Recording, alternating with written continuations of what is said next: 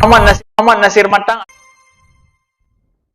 أولئك هم المفلحون وأشهد أن محمدا عبده ورسوله بلغ الرسالة وأدى الأمانة ونصح الأمة وكشف الأمة حتى أتانا اليقين ليلها كنهارها لا يزيغ عنها إلا هالك. اللهم صل وسلم وبارك وأنعم على حبيبنا وشفيعنا وزخرنا ومولانا محمد وعلى أزواجه أمهات المؤمنين وذرياته وآل بيته وأصحابه أجمعين. رب اشرح لي صدري ويسر لي أمري واحلل عقدة من لساني يفقهوا قولي أما بعد. Para asatiz yang saya muliakan, ayah bunda yang saya cintai, dan bapak ibu jemaah salat subuh yang dirahmati Allah, marilah senantiasa kita panjatkan puji dan syukur kepada Allah yang telah memberikan nikmat iman dan nikmat umur panjang kepada kita sehingga kita telah memasuki di bulan Rajab, mana bulan yang disebutkan ada keistimewaan 4 bulan. Di dalam Al-Quran Allah menyebutkan 4 bulan tersebut merupakan hal yang memang istimewa. Tidak seperti bulan-bulan yang lain, di mana Allah menjelaskan inna iddatash syuhur 'indallahi 12 syahran, ada 12 jumlah bilangan bulan, dan bulan ini merupakan salah satu di antara bulan yang dimuliakan, bulan haram. Haram artinya adalah kemuliaan, maka kita sangat dianjurkan untuk meningkatkan amal-amal ibadah di bulan ini. Para salaf, orang-orang terdahulu, mereka menjadikan bulan ini adalah sebagai bulan untuk bercocok tanam. Bercocok tanam untuk melakukan kebaikan-kebaikan amal-amal soleh. Di bulan berikutnya, Sya'ban, itu adalah bulan untuk memupuki amal-amal soleh yang dicocok tanam tadi. Sedangkan Ramadan itu adalah bulan memetik buah. Sehingga kalau seandainya kita konsisten melakukan amal-amal saleh di bulan ini, dan insya Allah kita menjaganya, memupukinya di bulan Sya'ban, maka kita akan memetik buah indahnya Ramadan. Maka jangan heran kalau seandainya Ramadan kita itu tidak pernah berubah dari tahun ke tahun. Ya, coba perhatikan di masjid ini, mulai malam pertama penuh, malam kedua terus surut seperti ekor tikus. Makin ujung makin nggak ada orang. Kenapa? Karena kita tidak pernah mempersiapkan Ramadan seperti yang dianjurkan. Orang-orang terdahulu, ulama-ulama terdahulu, mereka menjadikan ini adalah bulan untuk bercocok tanam, beramal saleh. Sehingga kemarin itu saya melihat ada beberapa ustadz yang menyebarkan video bahwasanya tidak ada amal-amal khusus di bulan ini. Betul, tidak ada. Tapi kalau kita tidak mau menggalakkan diri kita untuk mengamalkan mulai bulan ini, pajan loh. Kapan lagi kita akan mau berbuat amal saleh? Jadi memahami syariat itu tidak boleh sempit. Selama dia di dalam frame syariat, maka itu dibenarkan untuk dilaksanakan. Maka saya mengajak diri dan para jemaah semuanya, kalau dulu mungkin agak berat sembahyang tahajud, mulai dari Rajab ini sudah bisa latihan terus. Agar apa? Agar nanti di Ramadan kita merasakan indahnya Ramadan. Karena kita akan memetik buah Ramadan kalau seandainya kita tanam sekarang dan kita pupuki nanti di bulan berikutnya, dan di bulan ketiga itu bulan Ramadan kita akan menikmati indahnya beribadah di bulan tersebut. Bapak Ibu jemaah yang dirahmati Allah, selawat dan salam sama-sama kita panjatkan kepada junjungan kita Nabi besar Muhammad SAW, karena beliau adalah uswah dan qudwah kita. Semua yang dilakukan ini adalah berdasarkan apa yang dipraktekkan oleh baginda Rasulullah SAW. Maka kita tidak tahu bagaimana kalau seandainya Rasul itu tidak pernah diutus. Saya tidak akan pernah duduk di sini untuk membacakan ayat dan hadis. Inilah nikmatnya kita pada saat kita dilahirkan dalam keadaan Islam tanpa harus mencari Islam tersebut, dan kita diberikan petunjuk untuk hidup dengan Islam tersebut. Semoga jamaah yang berhadir pada subuh yang berbahagia ini merupakan di antara umat Nabi Muhammad SAW yang akan diberikan syafaat oleh baginda Rasulullah SAW dan akan disuguhkan air dari telaga Kautsar dari tangan mulia tersebut. Allahumma amin. Bapak Ibu jemaah yang dirahmati Allah, pada subuh yang berbahagia ini kita akan membahas tentang dosa besar yang ke-30, al-kabiratul 30, yaitu aklul maitat, makan bangkai, wadam, darah, walahmul khinzir. Di dalam kitab Al-Kabair ini beliau menjelaskan, musannif menjelaskan bahwasanya qala Allah Ta'ala a'udzubillahi minasyaitonir rajim bismillahirrahmanirrahim qul la ajidu fima uhiya ilayya muharraman 'ala ta'imin yat'amuhu illa an yakuna maytatan aw daman masfuhan aw lahma khinzirin fa innahu rijsun. Shadaqallahul 'azim. Allah berfirman dalam surat Al-Maidah, surat Al-An'am ayat 145 yang berbunyi qul la ajidu fima uhiya ilayya muharraman 'ala ta'am. Aku tidak menemukan apapun yang diharamkan oleh Allah terhadap makanan. Ini menunjukkan apa? Semua makanan itu sebenarnya dibenarkan. Ya. Illa ayyakuna maitatan. Kecuali makanan yang diharamkan itu adalah bangkai. Bangkai ini bukanlah kita pahami bangkai itu seperti kita ketemu sama ayam yang sudah mati. Bukan hanya sekedar itu kita memahami bangkai. Dan bangkai ini ada pengecualiannya. Bangkai semua binatang di laut itu boleh dimakan. Nah, jadi tidak ada syarat binatang yang di laut itu harus disembelih baru boleh dimakan. Kalau seperti itu kaedahnya, mungkin kita capek sekali untuk bisa makan ikan. Harus dapat ikan yang segar, ya kan? Untung kita di Aceh dapat ikan segar. Hari ini misalnya nelayan tadi jam 4 sudah pergi ke laut, pulang sebentar lagi jam 6, jam 7 sudah masuk ke Pajak Impres. Tapi kalau di Jakarta untuk mendapatkan ikan itu susah sekali ikan segar. Kenapa? Ikan di Jakarta itu rata-rata matinya sudah 10 kali. Begitulah tidak segarnya ikan di luar. Tapi kalau di Aceh, alhamdulillah, ikan apapun itu masih lumayan segar, karena dia tidak berproses secara lama untuk penangkapannya. Nah, mayat di sini bukan hanya kita pahami mayat yang memang bergelimpangan di jalan. Berapa banyak di antara rumah potong apabila mereka tidak menyembelihnya dengan cara syariat, maka itu dinamakan juga dengan mayat. Maka hati-hati Bapak Ibu jemaah yang dirahmati Allah. Cari rumah potong yang memang orang jualan binatang itu yang memang terpercaya. Kalau tidak, resiko kita mau makan bangkai. Sedangkan di sini sudah dikatakan, Imam Az-Zahabi menjelaskan memakan bangkai merupakan salah satu dosa besar yang ke-30 ini. Hati-hati. Sekarang coba perhatikan. Yakin enggak dengan ayam yang dipotong di pajak itu? Siapa yang potong? Paham dia enggak? Maka ini yang sebenarnya yang harus diinisiasi, mohon maaf, pemerintah untuk membuat rumah potong syariah, sehingga semua ayam-ayam itu bisa dimasukkan ke rumah potong tersebut dan standarisasi halalnya. Mohon maaf, misalnya lagi potong ayam, lagi misalnya isap rokok sebelah, lagi ngomong dia serang digoroknya dulu. Bagaimana standarnya? Rokok bapak-bapak istilahnya pisau di tangan potong ayam, kan ada standarisasinya, memotongnya bagaimana, apa yang harus diucapkan. Itu dia. Jangan sampai seperti orang-orang di luar, mereka tidak mau menyembelih. Nah, misalnya saya pernah di Belanda itu. Di Belanda itu semua diantuk aja. Kalau lembu disetrum atau dipukul sehingga dia dikejutkan dengan kematiannya. Apa yang terjadi pada saat bangkai ini diharamkan? Dikarenakan darahnya tidak mengalir keluar yang kotor. Pada saat dikonsumsi oleh manusia, maka itu akan berdampak terhadap kesehatan manusia sendiri. Maka Allah menitipkan syariat ini untuk kemaslahatan hambanya. Jangan pernah kita mengangkangi apapun yang diperintahkan oleh Allah, karena kemaslahatan tersebut adalah untuk diri kita sendiri. Pada saat kita melaksanakan syariat yang diperintahkan oleh Allah tersebut, maka kemaslahatan itu adalah untuk diri kita. Illa ayyakuna maitatan aw daman, ataupun darah.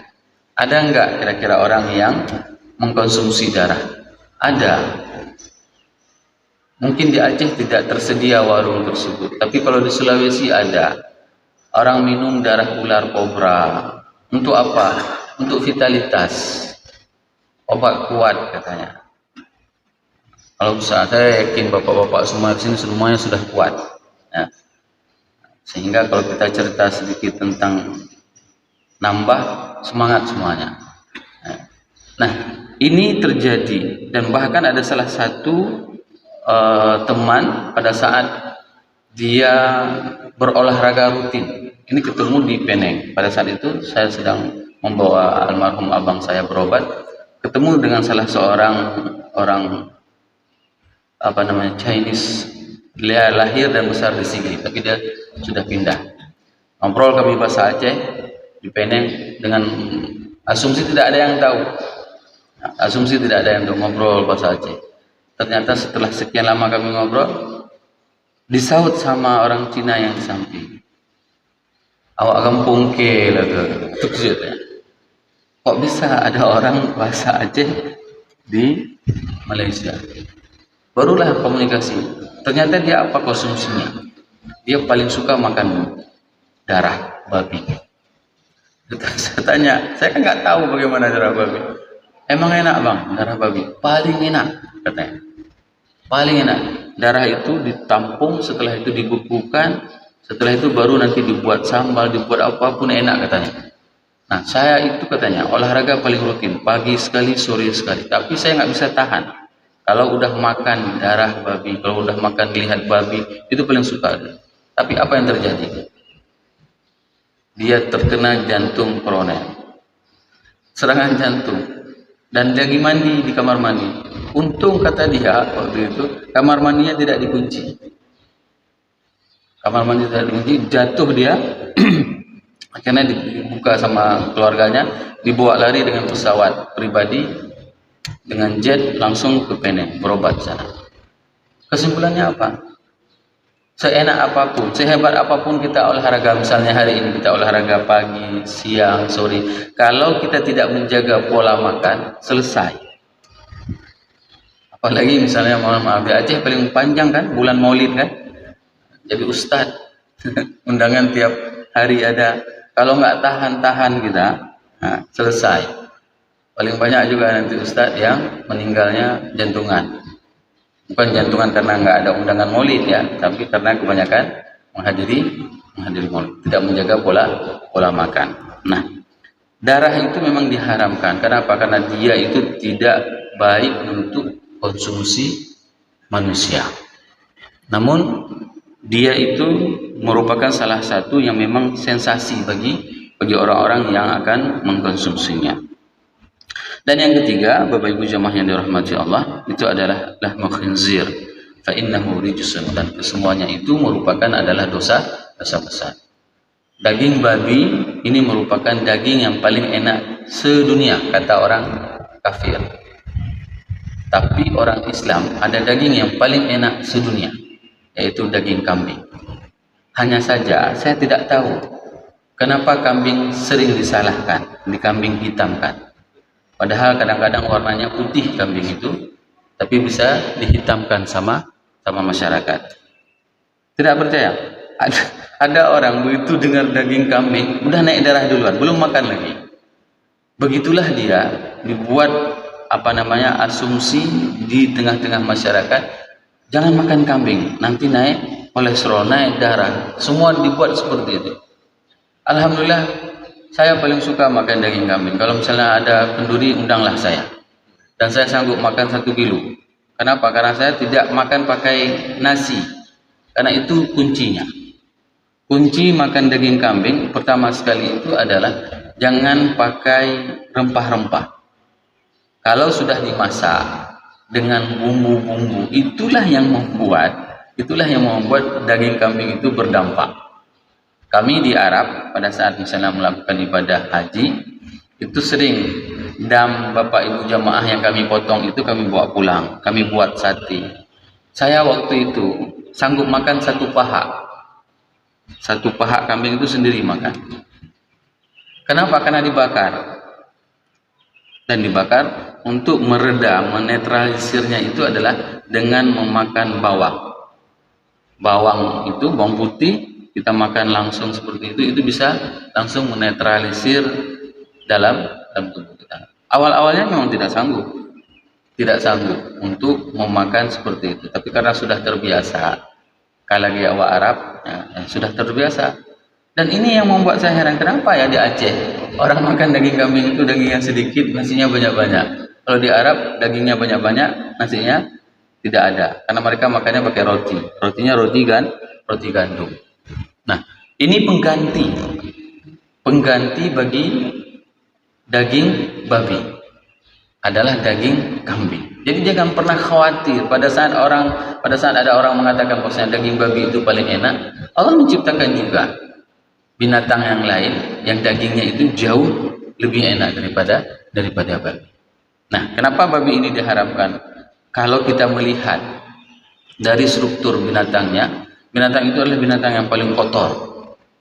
Binatang paling kotor babi. Saking kotornya babi, dia itu tabiatnya, babi itu senang apabila melihat pasangannya itu disetubuhi oleh binatang yang lain. Coba bayangkan. Dan ini adalah tabiat orang-orang yang makan babi, tabiatnya juga seperti babi. Di Eropa, mereka kalau sudah kumpul, misalnya kumpul kebo, istrinya dipakai sama orang lain. Kenapa? Karena dia juga makan babi, maka tertular tabiat babi terhadap kehidupan dia. Babi itu senang apabila pasangannya itu disetubuhi oleh babi yang lain. Dan itu dilihatin. Beda sama binatang onta. Onta paling marah kalau seandainya kita ngintip dia berhubungan badan. Dikejar. Kalau misalnya pas kita melihat onta lagi mau berhubungan badan, kita ketahuan, itu kita dikejar sama onta tersebut, diinjak-injak sama onta. Beda sama babi. Babi galak ikalan. Menyeperumohi dekat yang lain. Begitulah tabiat kekotoran babi. Kalau seandainya pun kita memasaknya, bisa mensterilkannya, tidak akan pernah steril. Babi itu tidak akan pernah steril dari berbagai macam penyakit. Nah, hal yang paling menarik pada saat di Belanda, populasi babi itu jauh lebih banyak daripada penduduknya. Coba bayangkan Belanda. Jumlah penduduk Belanda itu sedikit jika dibandingkan dengan jumlah populasi babi. Dan ilmuwan di Belanda berhasil menciptakan produk dari babi 120 produk. 120 produk itu dari babi. Dan yang paling mengejutkan saya, pada saat saya tahu bahwasanya salah satu unsur untuk bisa mempercepat peluru itu terbang itu adalah unsur dari babi. Anak bede yang menyiapkan dari buinya lebih gede. Makanya babi itu terkenal kesuksesannya. Sukses apa? Kalau seandainya babi itu punya anak 10, semuanya jadi anak babi. Nggak ada yang berubah menjadi anak monyet. Beda sama kita. Kalau kita ada anak 10, belum tentu semua jadi anak manusia. Nyomandung juga anak bui. Hantom juga anak manusia. Itu kesuksesan babi. Dalam produk-produk pun, maka hati-hati pada saat kita keluar negeri. Bahkan di Indonesia ada beberapa produk itu, diantaranya saya sebutkan saja.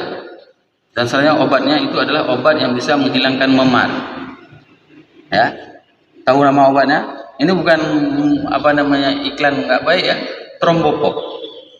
Trombopop itu jelas dia pakai enzim babi.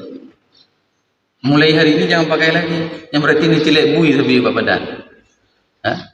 Trombopop itu, coba perhatikan babi. Babi itu kalau misalnya lagi ada lari, dipukul sama pemburunya. Kan lembam. Setelah itu hilang lagi dia. Cepat hilangnya. Dan itulah enzim yang diambil oleh para ilmuwan untuk dijadikan sebagai obat-obatan. Sehingga apa? Lemaknya bisa dibuat untuk sabun, bulunya bisa dibuat untuk sikat gigi. Semua bulu dia untuk buat orang perempuan kan sering pakai untuk pelentik bulu mata. Itu hati-hati, lihat kodenya. Kalau seandainya ada unsur babi, maka jangan pernah lagi membelinya. Nah, ada sebagian orang-orang kafir yang mengatakan babi itu kan diharamkan, tapi dia kan karena misalnya kotor. Nah, coba lihat sekarang, pupuk itu kan juga kotor, tapi bisa menghasilkan buah. Nah, itu logika yang mereka bangun. Saya menjawab seperti ini.